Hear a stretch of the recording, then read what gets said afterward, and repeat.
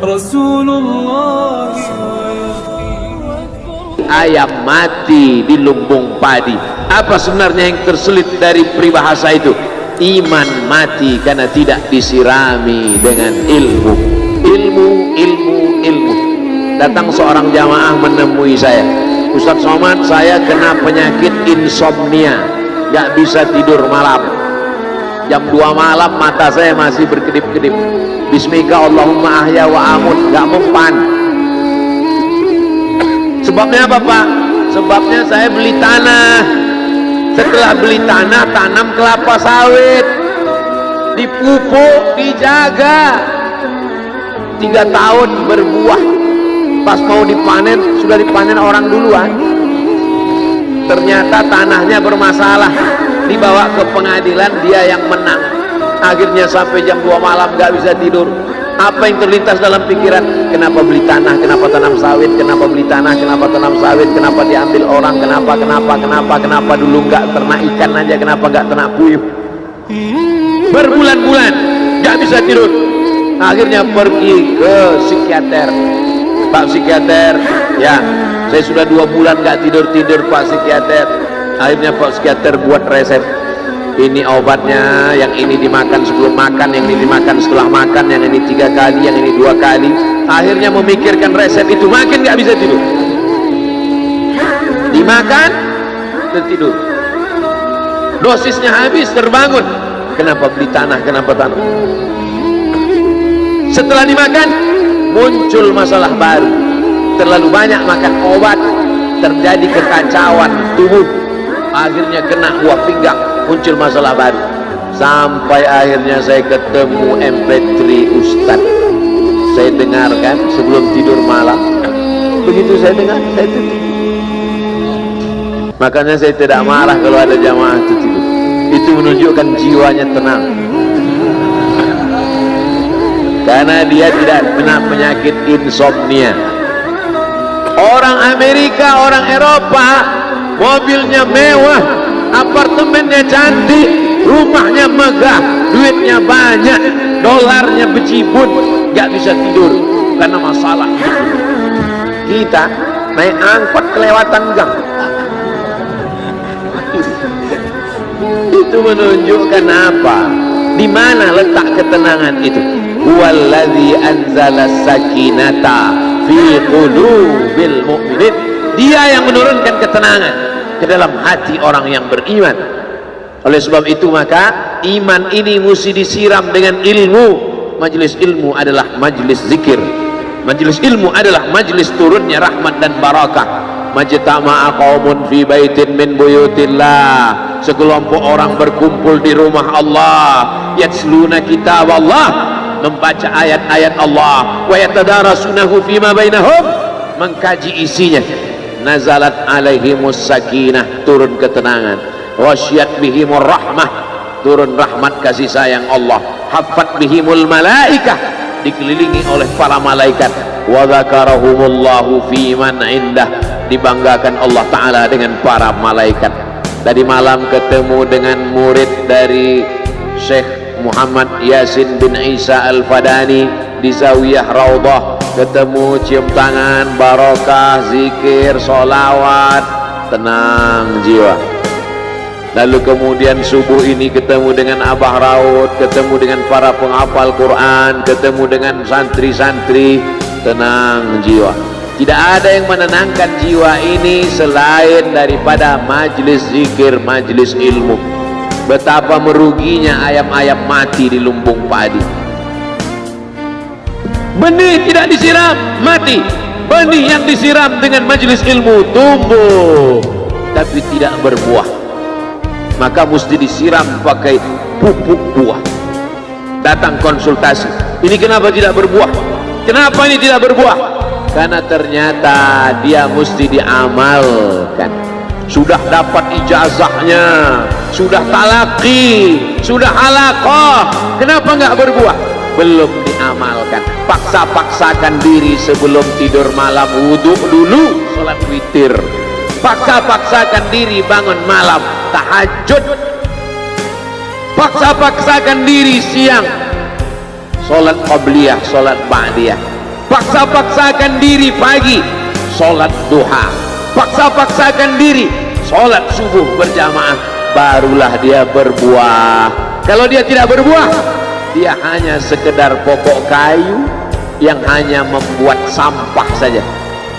Tapi paling tidak tempat orang bernaung di bawah ketika panas, tapi manfaatnya tidak sesuai karena yang ditunggu itu buahnya. Masa pohon kayu rindang besar tidak berbuah sementara semangka yang kecil buahnya besar? Oleh sebab itu maka mesti berbuah. Benih disiram, berbatang, berputih, berbuah. Buahnya ranum, cantik dan indah. Begitu dibelah tak bisa dimakan. Kenapa? Ulat semua isinya. Oleh sebab itu mesti dijaga. Benihnya disiram. Apa yang bisa menjaga ini? Diprotek dia. Kenapa apel tidak dimakan ulat? Bukan karena ulat tidak sanggup beli apel, tapi karena disemprot pestisida. Ulat tahu ini ada pestisidanya, maka dia tidak makan. Kita nggak tahu, dimakan. Ikan asin tidak dikerubungi lalat, tidak ada satupun lalat yang hinggap di ikan asin. Kenapa? Karena lalat tahu ikan asinnya pakai formalin. Manusia nggak tahu. Pintar mana manusia dari lalat? Jangan jawab. Akhirnya orang makan, menumpuklah pestisida dan formalin dalam darah. Apa namanya? CANCER, cancer. Karena dia tidak larut dalam tubuh. Yang lain-lain larut. Makanan-makanan larut menjadi energi, menjadi sampah, dibuang menjadi kotoran. Sama seperti daun, kalau jatuh ke tanah larut menjadi pupuk, tapi plastik tidak larut, maka plastik sampah bertebaran. Oleh sebab itu maka ini mesti dijaga. Apa yang bisa menjaga buah apel supaya tidak berulat? Jagalah dia dengan ikhlas. Kamu kenapa nggak ke masjid? Saya kalau ke masjid riak, maka saya nggak ke masjid biar ikhlas. Tarkul amal li ajlin nas riak. Kata Imam Fudail bin Iyad, tarkul amal li ajlin nas riya.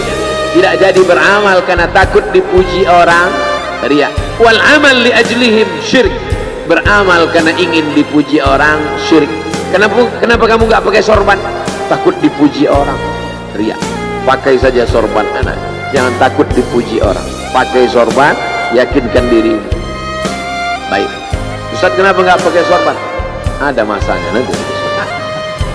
Tarkul amal li ajlin nas riya.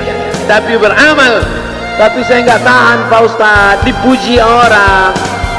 Luruskan, karena pujian pasti akan selalu datang. La'atiyannahum min baini aydihim wa min khalfihim wa an aymanihim wa an syama'ilihim. Datang dari depan, dari belakang, dari kanan, dari kiri, dari dalam. Alladzi yuwaswisu fi sudur, dari dalam, dari depan, dari belakang, dari kanan, dari kiri, dari dalam, dari dua aspek, minal jinnati wan nas, dari yang zahir, dari yang batin, berdatangan dia. La ughwiyannakum, aku akan goda anak cucu Adam.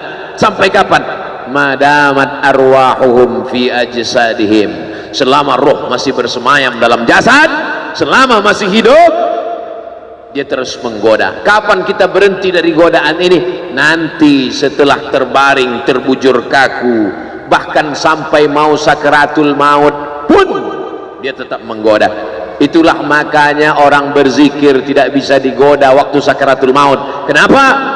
Karena la ilaha illallah akan terngiang di telinganya. Subhanallah walhamdulillah wa la ilaha illallah wallahu akbar. Subhanallah walhamdulillah wa la ilaha illallah wallahu akbar. Kalau itu diucapkan sekali, 10 kali, 100 kali, 1000 kali, terngiang dia di telinga kita. Bahkan ketika kita mau tidur malam pun terngiang dia. Bahkan ketika kita mengigau di tengah malam pun itu yang terngiang. Maka saat mau sakaratul maut pun itu juga yang akan datang. Apa yang kau ucapkan, apa yang kau dengar, Apa yang kau pikirkan, apa yang kau renungkan, itu yang akan datang waktu sakaratul maut.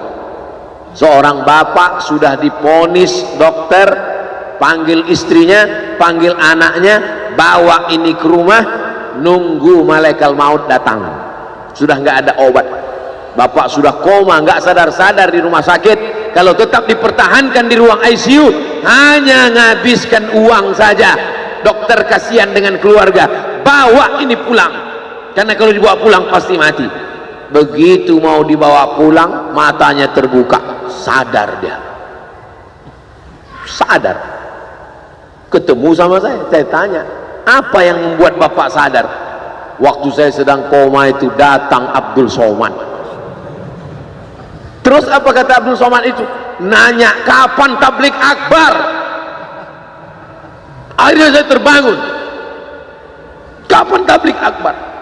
Saya terbangun, saya pulang ke rumah, saya kumpulkan panitia buat tablik akbar. Datang, saya heran, kok bisa saya yang datang waktu itu? Saya mencoba menganalisa, kenapa waktu dia koma itu saya datang. Saya tanya, Bapak kalau di rumah